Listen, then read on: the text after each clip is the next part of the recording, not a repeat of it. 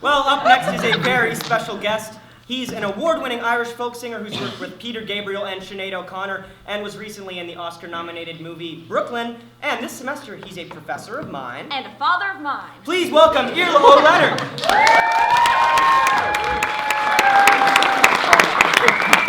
Hello. Good to see you again. Take a seat. Thank you. So, now the style of singing that you are most known for is called sean-nós. Sean-nós, and you've been singing it ever since you were somewhat of a child prodigy, right, in County Cork? Where'd you get this stuff?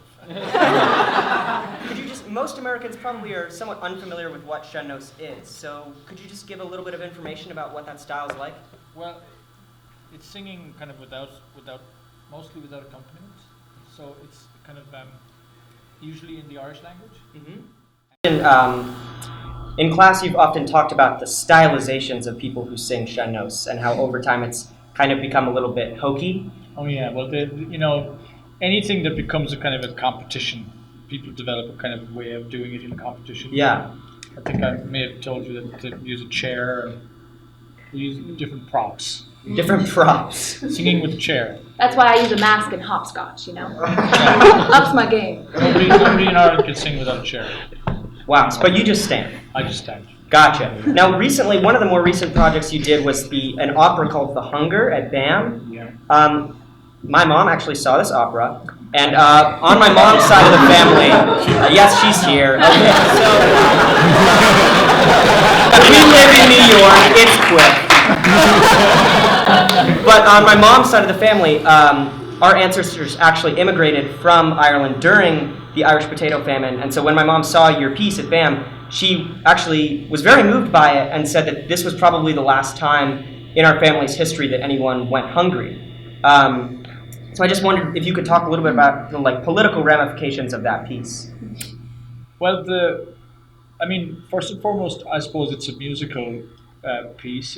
I think the composer, Donnacha Dennehy, who's also a professor here in Princeton in the music department, he wanted to tell a story about the Irish famine, which happened between 1847 and 1852.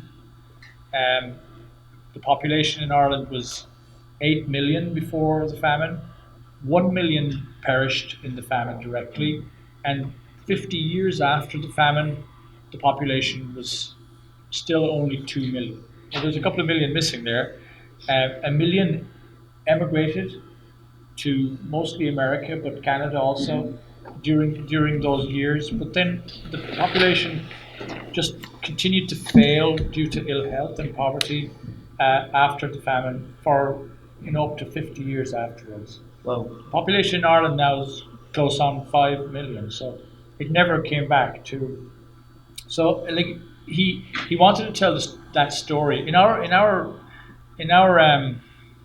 education system in Ireland. It might seem odd, but we really are not taught a whole lot about the famine at all.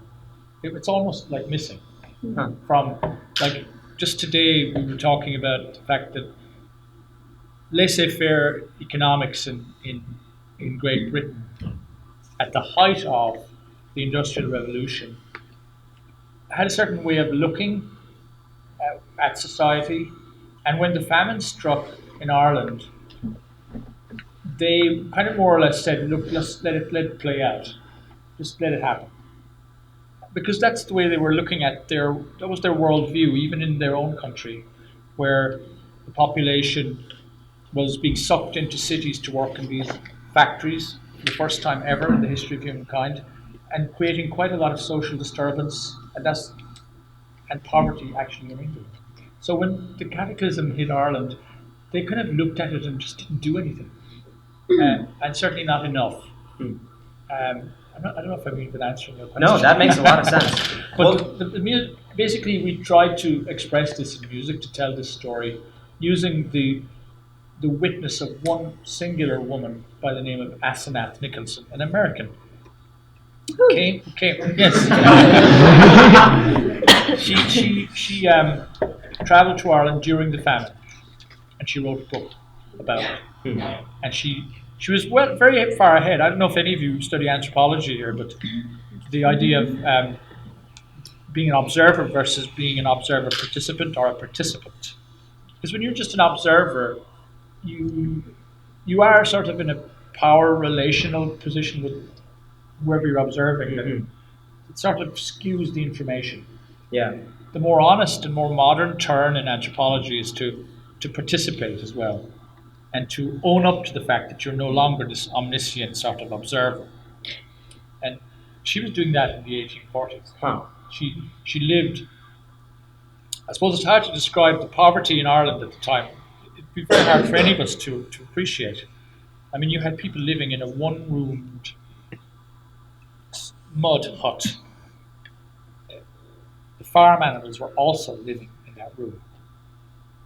It's very hard to believe that, isn't it?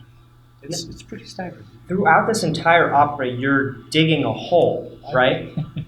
So you're like shoveling for the entire, whatever, like hour and a half of the opera while you're singing. Well, I mean, occasionally I don't do it, but yeah. I was actually always very good with the shovels. Did you know that? It actually came in. I often wondered, will I ever get to use a shovel again? So when I was a kid, I grew up on a farm, and this is a stroke of luck, isn't it? My granduncle, he retired to my parents' house, and he had a serious drink problem, and he was a policeman. He was huge, and eventually he stopped drinking at the age of 70 or something, and he became like a whippet, really thin, and decided that he would reclaim the land. And he said, "I'm going out on the land, and I'm going to work on the land." And he worked on the land for 10 years until he dropped dead.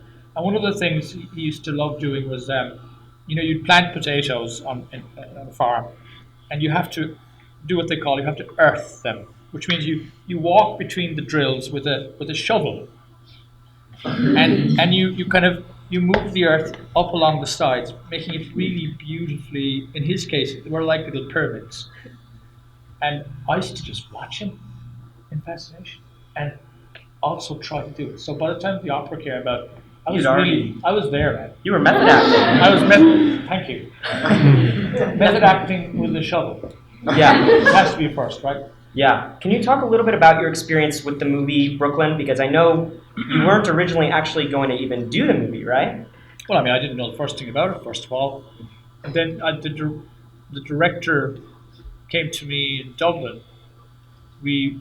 I was in the middle of a tour, and this guy rang me up, John Crowley, and I think I had tea with him or something in a hotel, and the proposition was that I would be in the movie and I would be a character in the movie, and I said thank you, but I really can't do it.